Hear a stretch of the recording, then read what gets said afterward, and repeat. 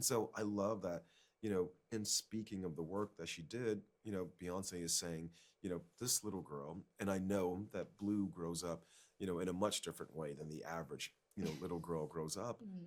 But look at the work that she did. I think there's something really, really moving in that. Barry Jenkins, how are you Hmm. feeling today? And not too bad. Yeah, not too bad. Obviously, your previous work includes Moonlight and If Beale Street Could Talk.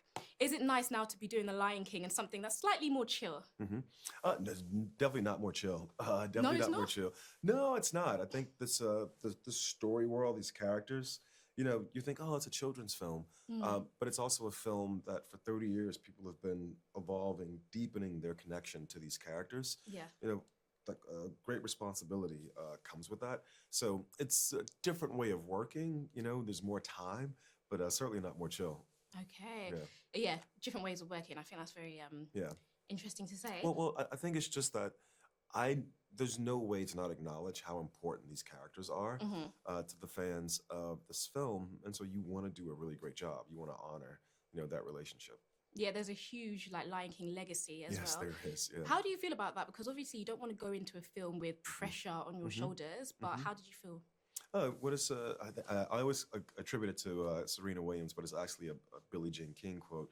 Pressure is a privilege, Mm. and I think when you're working on something where there was this relationship to the character, especially in 2024, there's just so many things. It's really hard to find something that has meaning, across cultures, across languages, and The Lion King is one of those things. And so I felt like it was a privilege to get to work with these characters and hopefully add, some Mhm. complexity to the story. Definitely. Oh, I really love that. And when casting for Mufasa and Scar, Hmm. did you purposefully seek out two actors who had a friendship already Hmm. and like this established connection to really Hmm. emphasize on that brotherly bond? Hmm. Or was that a little bit of coincidence that they had worked together? Total coincidence. Oh, Total okay. coincidence. And what I loved about working on this film in particular was didn't matter, what anybody looked like. Didn't matter how stereotypically beautiful they were. It didn't matter their stature. It was like, what can you communicate with your voice? Mm. Can you speak? And I can feel. And especially with these two characters, because we're sort of subverting expectations. Mufasa is so like self-fulfilled, in the original film. And in this movie, he has to have such deep insecurities. He's dealing with PTSD primarily for the bulk of this film. Mhm. And then with the character like Scar, voiced by Kelvin Harrison Jr., he's just all the woundedness, the hurt, the heartbreak you hear in Jeremy Irons' performance as this villain in 1994. Kelvin has to act all those things out. We Mm. also did this thing, which just to add another degree of complexity, Aaron is English, and Yep. yet he's speaking with an American accent in this Mhm. film, and Kelvin is American, but he's speaking with an English accent Yeah, in noticed this that. film. I noticed that. I was a bit confused. I was like, wait a second, what's happening here? Again, if you can make me feel with your voice, then Mm. then you have the job. I feel that's amazing. And this time last year, actually, you did post a video, a reel Hmm. onto your Instagram, and it was of a lion. Yeah. It looked like you were at some sort of conservation center or safari Hmm. park trip. Was that part of your research? And Hmm. how do you prepare for a film like this? It wasn't a part of my research. It was just like a really cool video that someone had taken, and Okay. I found it. Someone had cut Nicholas Bertel's song "Agape," which Hmm. Nick composed for this film we made, "Bush Street Could Talk." I just thought it was this lovely collision of our Mm. two worlds and a really beautiful video.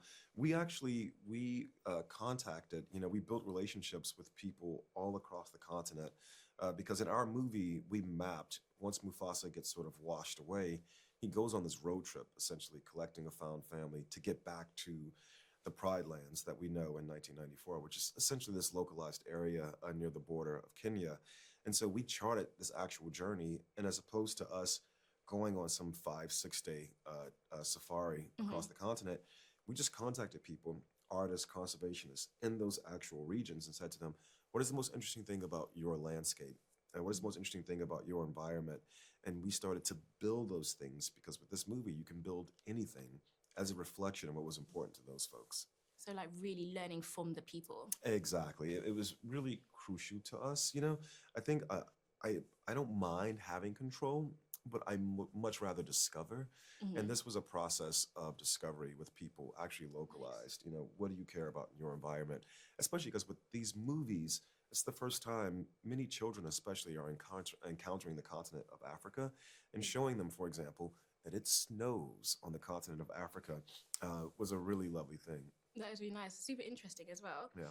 I was going to say, so when talking about Blue Ivy, Beyonce said she's proud she's going to represent so many young brown girls around the world with her role as Kiara. How do you feel about this comment? I feel really great about the comment. I think that, one, her performance in the film is amazing. She was so good. I was really not surprised, but I was just really moved by how prepared she was, how seriously she took the part, which she earned, by the way. And I hope when people see the film, they see this is a person acting the same way Aaron Pierre, the same way Dr. John 100%. Connie is.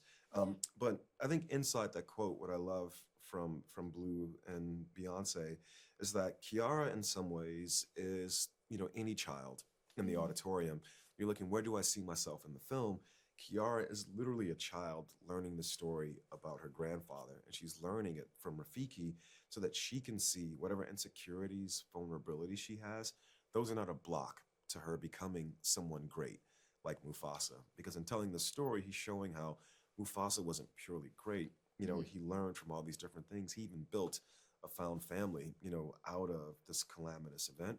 And so I love that, in speaking of the work that she did, Beyonce is saying, this little girl, and I know that Blue grows up, in a much different way than the average, little girl grows up. But look at the work that she did. I think there's something really, really moving in that. Extremely moving. Really nice words there. And we have to talk about the music. What is your favorite song from the film?